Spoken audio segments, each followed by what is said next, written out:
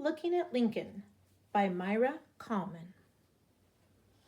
One day, while walking through the park on my way to breakfast, I saw a very tall man. He reminded me of someone, but I could not think who.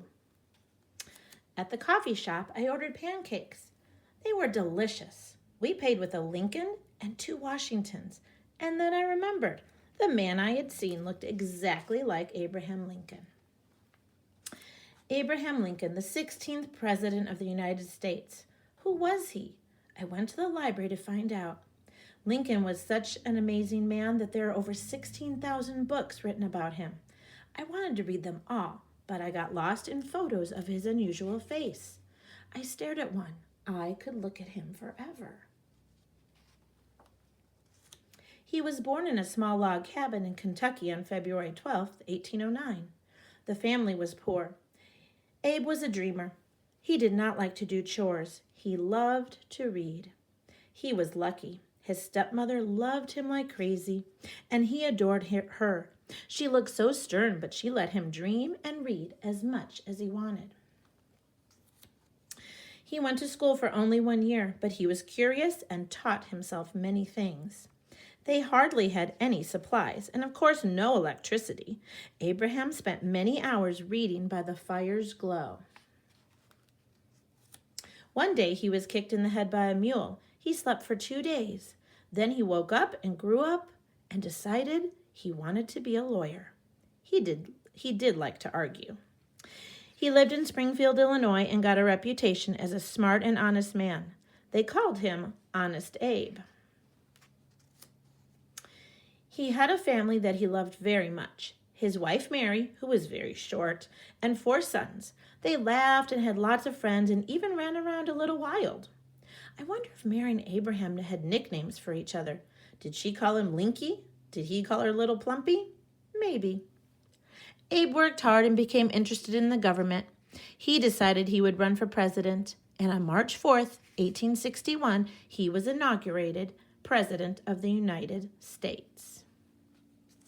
On the day he was elected, I bet Mary made his favorite vanilla cake.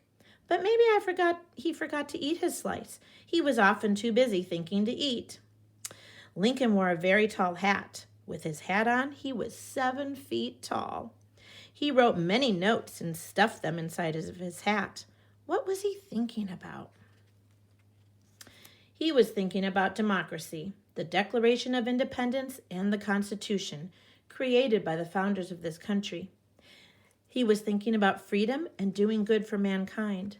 And maybe he was also thinking about getting a birthday present for his little son. Maybe a whistle or pickup sticks. What did he love? He loved his dog Fido. I think Fido was cross-eyed. He loved apples. He always had an apple on his desk. He loved music. He loved Mozart, especially his opera, The Magic Flute. But mostly, he loved people.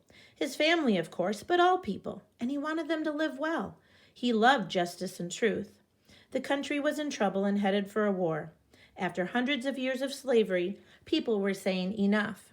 There were courageous people who fought for liberty, like Sojourner Truth, and Frederick Douglass, who had been a slave until he ran away to the North.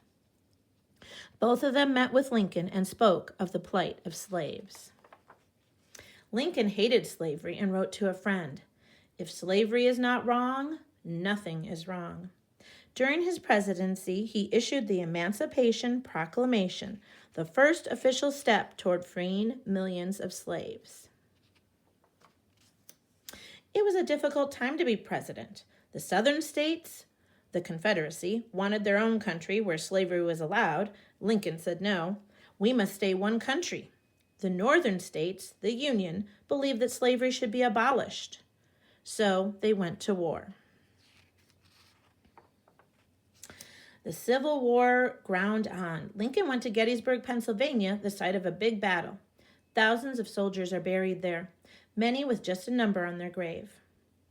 On the sad land, Lincoln gave one of history's greatest speeches, the Gettysburg Address. It was short, only 272 words, ending with, "Government of the people, by the people, for the people, shall not perish from the earth The war finally ended in 1865. Almost 1 million people had been killed or wounded. The North had won.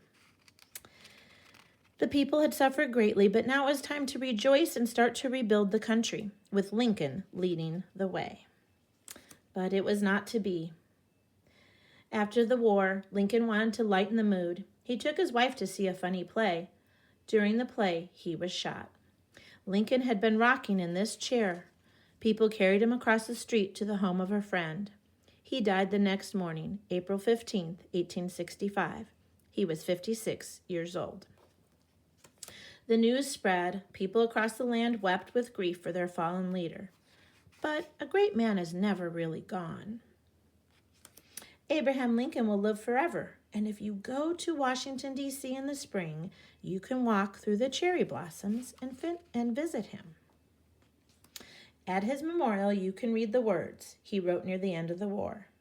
With malice toward none, with charity for all, and you can look into his beautiful eyes. Just look.